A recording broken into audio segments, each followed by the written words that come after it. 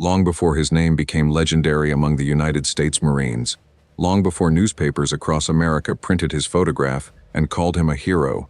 John Basilone was simply another young man growing up in a working-class neighborhood. He was born in 1916 in Buffalo, New York, but spent most of his childhood in the small town of Raritan, New Jersey. His parents were Italian immigrants who worked hard to provide for their large family.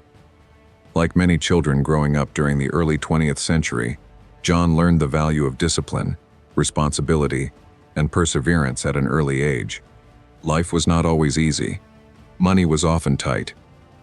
Work came before comfort, and respect had to be earned.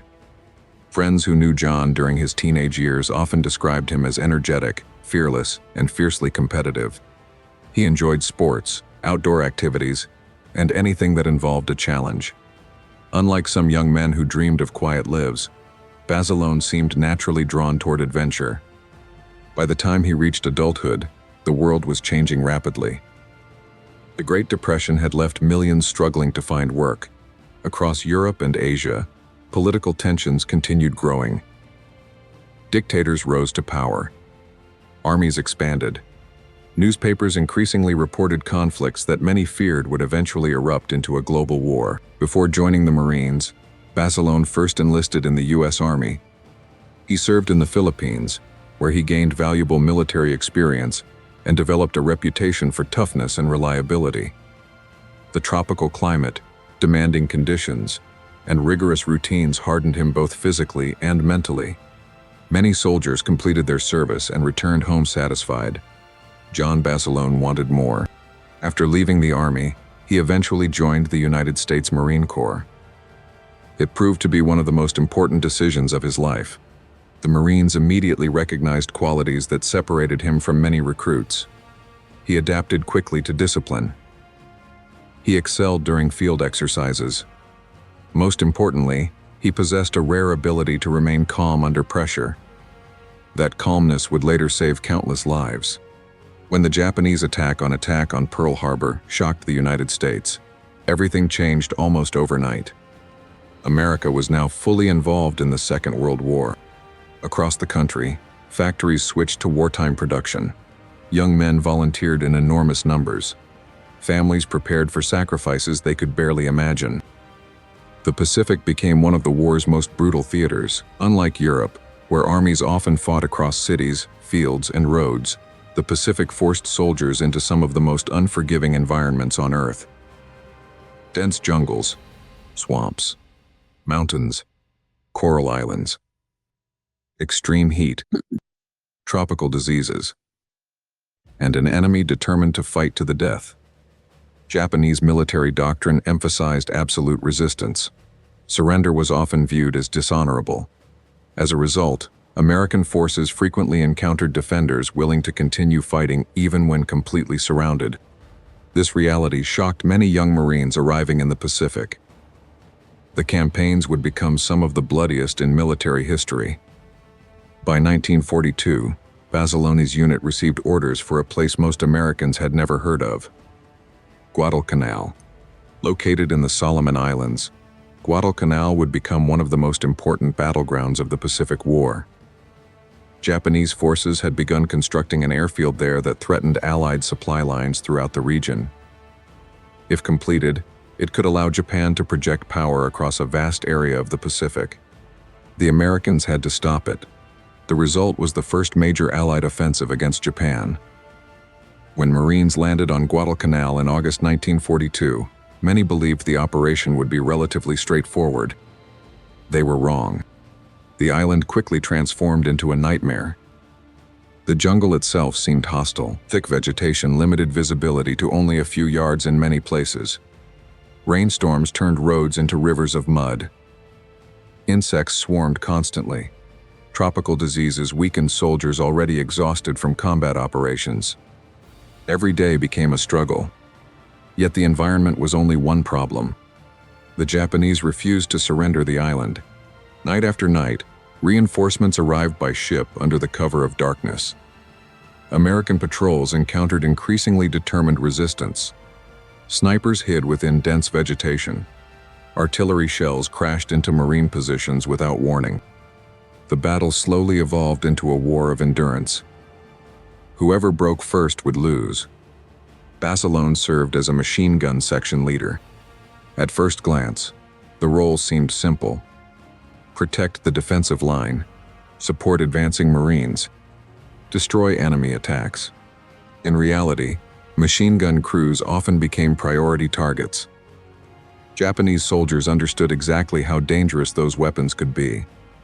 Eliminating a machine gun position frequently became one of their first objectives during assaults.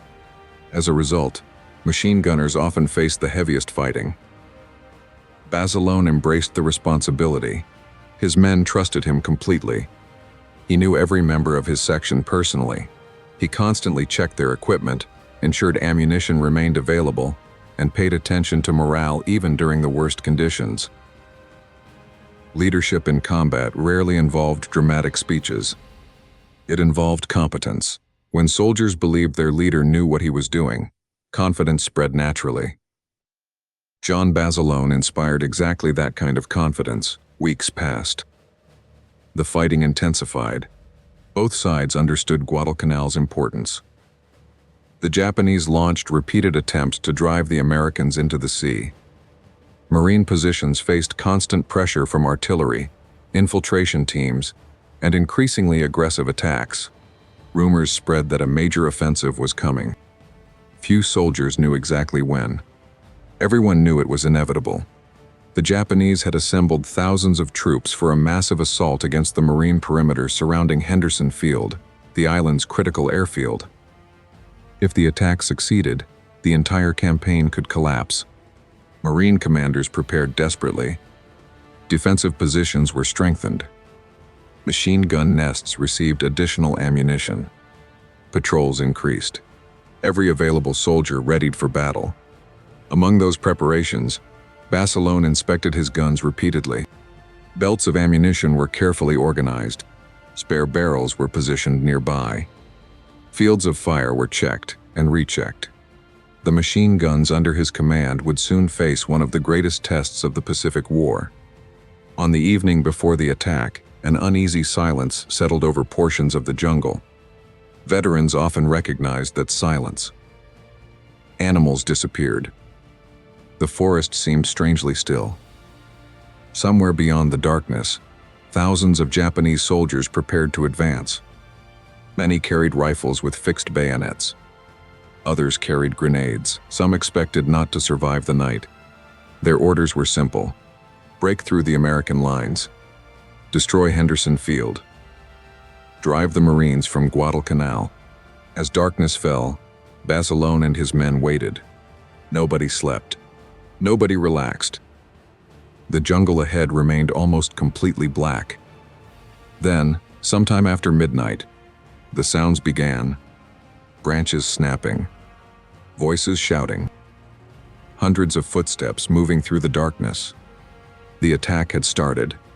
Within hours, John Basilone would find himself facing one of the largest Japanese assaults of the entire campaign. The battle would transform him from an ordinary Marine into a legend. And before it ended, he would perform feats so extraordinary that even experienced combat veterans struggled to believe them. By October 1942, Guadalcanal had become far more than another island in the Pacific. It had become a symbol. For the Japanese High Command, retaking the island was considered absolutely essential. Henderson Field, the unfinished airstrip captured by the Marines shortly after landing, had become the center of the battle. American aircraft operating from the field attacked Japanese convoys during daylight hours, forcing enemy reinforcements to arrive only at night in what became known as the Tokyo Express.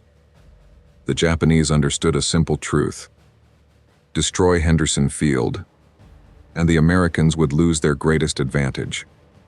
Capture it, and the balance of power in the South Pacific could shift once again. Thousands of Japanese soldiers were secretly assembled for one enormous offensive. Their objective was straightforward: smash through the Marine perimeter, overrun the airfield, kill every defender. The attack would come at night, exactly as the Japanese preferred. Inside the American defensive lines, the atmosphere grew heavier with every passing hour. Reconnaissance patrols reported unusual movement deep within the jungle. Scouts heard whistles echoing through the darkness. Supplies of ammunition were increased at every machine gun position. The officers didn't need to explain what all of this meant. Everyone already knew. A massive assault was coming.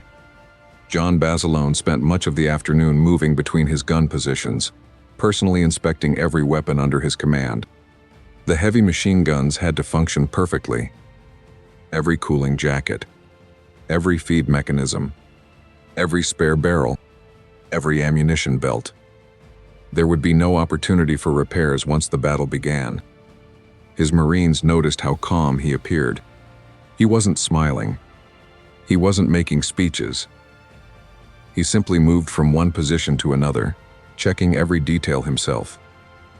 That quiet confidence spread throughout the men around him.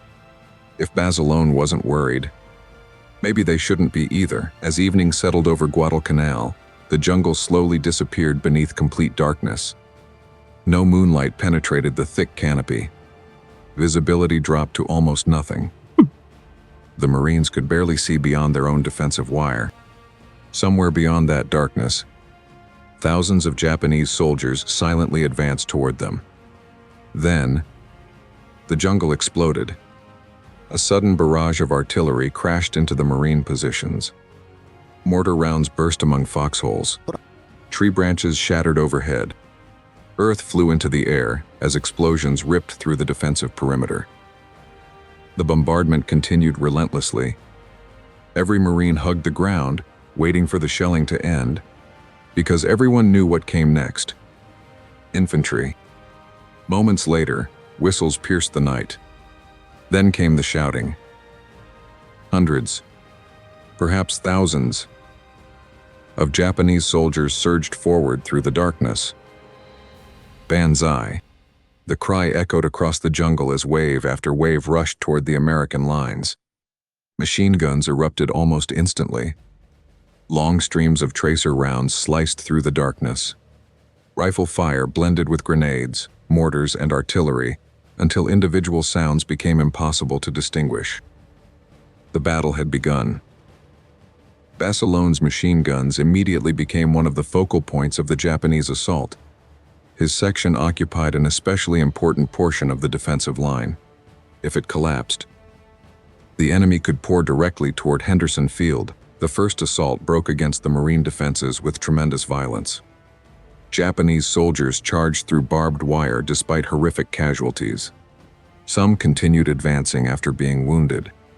Others crawled forward carrying grenades. Still others attempted flanking movements through the jungle. The machine guns cut them down continuously. Bodies accumulated in front of the defensive wire. Still, the attacks continued, hour after hour, without pause. The Japanese commanders believed relentless pressure would eventually overwhelm the exhausted Marines. Instead, the Marines refused to move. Then disaster struck Basilone's section. One of his machine guns suddenly jammed. Its crew desperately attempted clearing the malfunction while Japanese troops continued advancing. Without hesitation, Basilone crawled directly into the exposed position under enemy fire. Bullets snapped through nearby vegetation. Mortar fragments showered the area. Ignoring everything around him, he quickly diagnosed the problem. The weapon had suffered severe damage.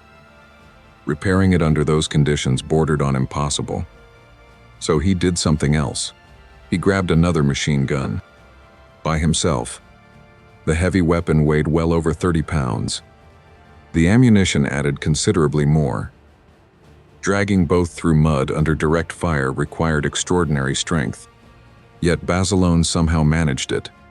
He repositioned the replacement gun exactly where it was needed. The defensive line held. Minutes later, another machine gun stopped firing. Again, he left cover. Again, he crossed open ground swept by enemy fire.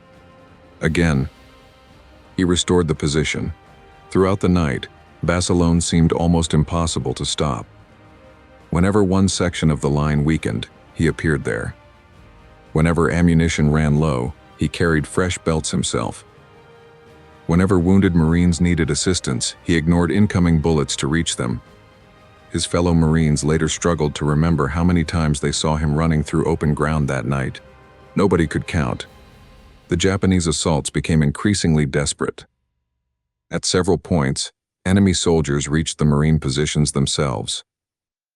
Fierce hand-to-hand fighting erupted. Bayonets, rifle butts, knives, grenades. Combat became chaotic. Some Japanese soldiers attempted crawling directly beneath the machine guns before throwing explosives into the positions. Others charged in small groups, hoping sheer determination would overwhelm the defenders.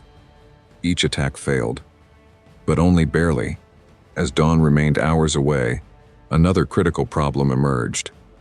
Ammunition. Machine guns consumed enormous quantities of ammunition during prolonged combat. Entire belts disappeared in seconds. Supply routes between positions had become dangerously exposed. Several ammunition carriers had already been killed attempting to reach the front. Without ammunition, even the strongest defensive position would eventually collapse. Basilone refused to let that happen.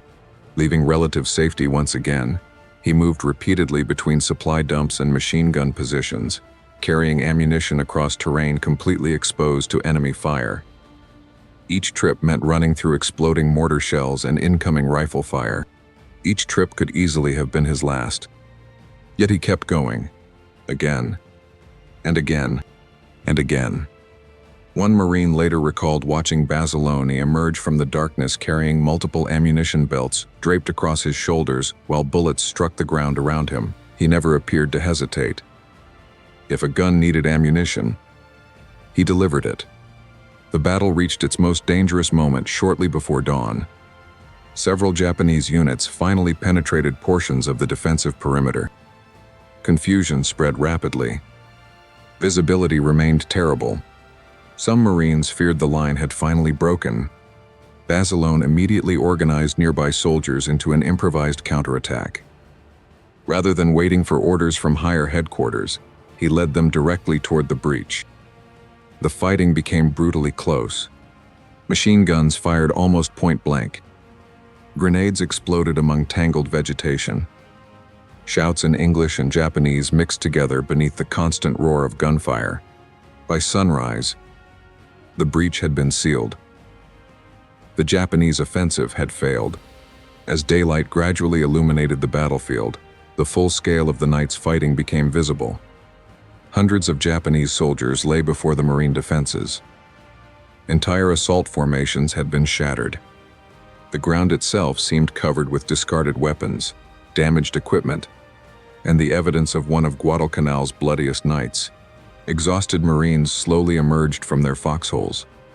Many could hardly believe they were still alive. When officers inspected Basilone's section, they immediately understood why it had survived.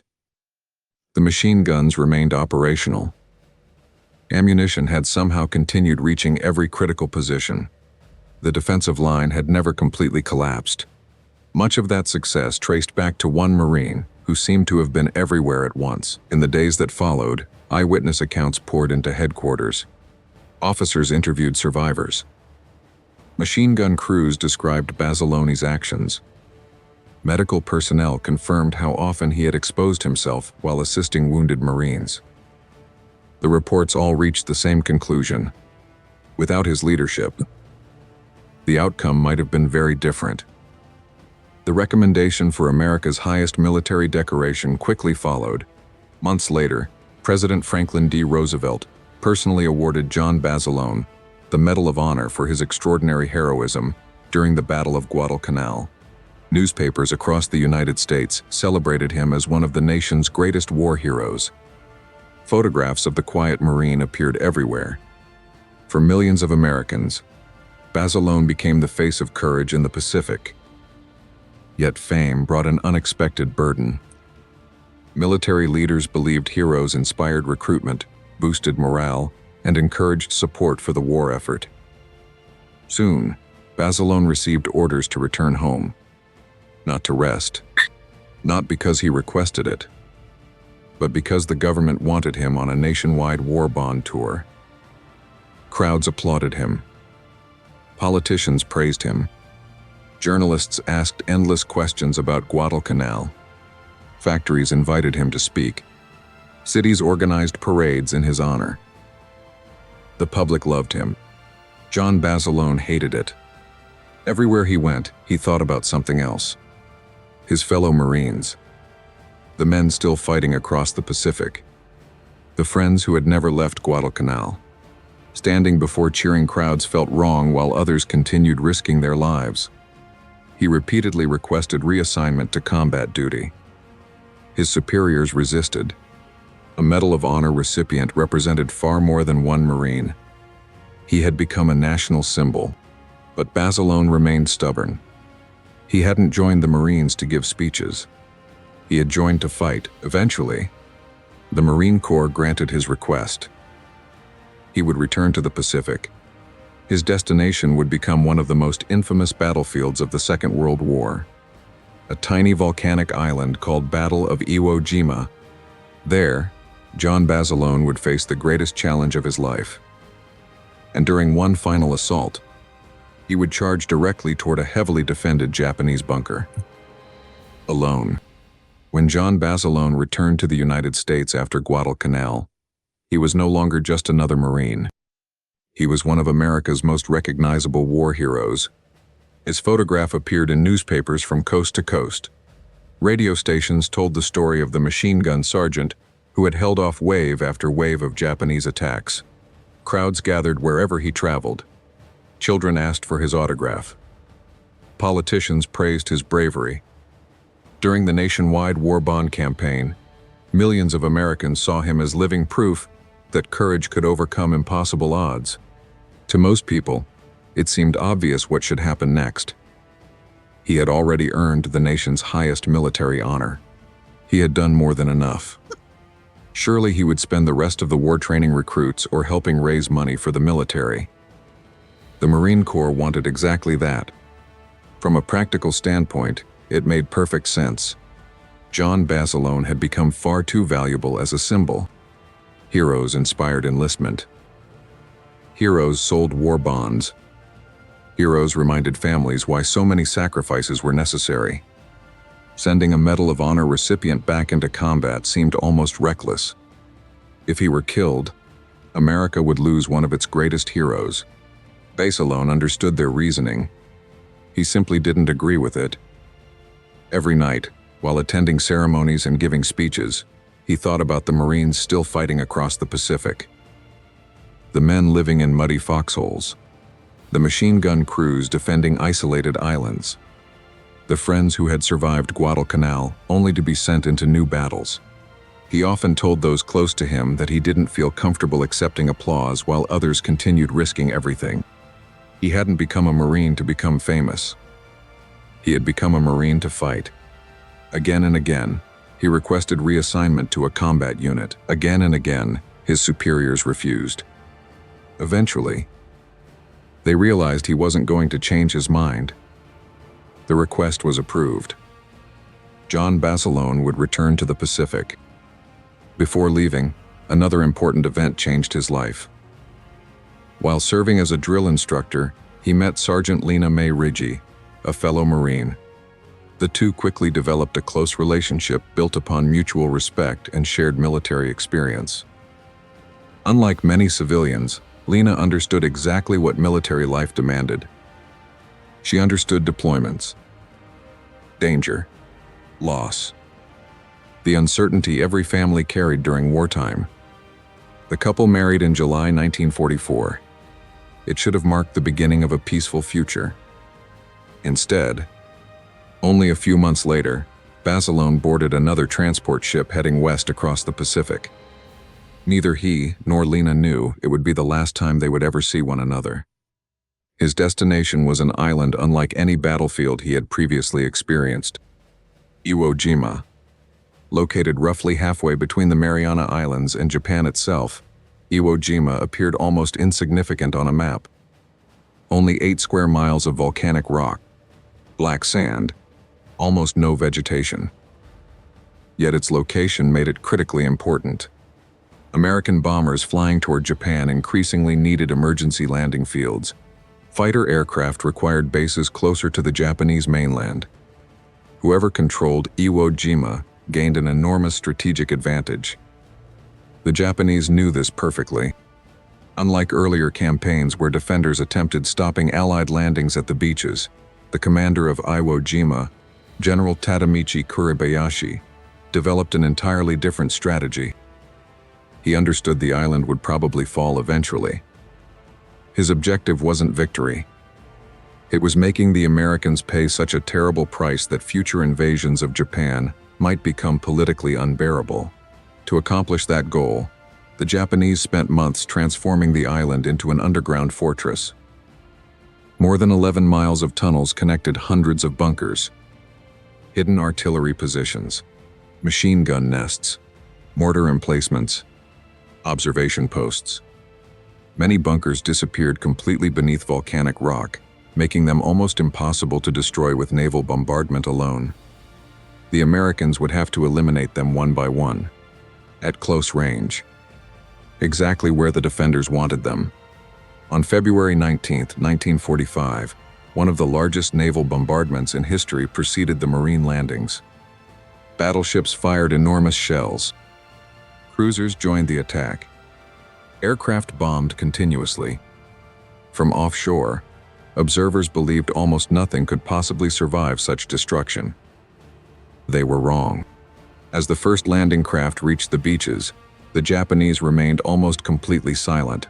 No gunfire, no explosions, nothing. Marines poured ashore by the thousands, struggling through soft volcanic sand that made movement exhausting. Then, the island came alive. Machine guns erupted simultaneously from dozens of concealed bunkers. Mortars exploded across the beaches. Artillery shells crashed into tightly packed landing zones. The carefully prepared Japanese defenses transformed the shoreline into chaos within seconds. Vehicles became trapped. Medical teams struggled to reach the wounded. Entire units found themselves pinned down before advancing even a few hundred yards. Baze alone landed with the 5th Marine Division. Almost immediately, he recognized the problem. The advance had stalled. One Japanese bunker overlooking the beach had become particularly devastating. Hidden within reinforced concrete and volcanic rock, it dominated the surrounding terrain with heavy machine gun fire. Every attempt to move forward resulted in casualties. Marines hugged the ground behind whatever cover they could find. The bunker seemed untouchable. Naval shells had missed it, airstrikes had failed. Direct rifle fire accomplished almost nothing. Someone needed to silence it. Baze alone didn't wait for orders. Grabbing explosives and his rifle, he began moving toward the bunker alone. The ground between him and the Japanese position offered almost no protection. Bullets kicked up black volcanic sand around him. Mortar fragments showered the beach. The Japanese defenders immediately concentrated their fire on the lone Marine advancing directly toward them. Still, he kept moving. Using shell craters whenever possible, Baze alone crawled closer and closer. Every few yards he paused, studying the bunker carefully. He wasn't simply charging. He was searching for weakness. Eventually he found one.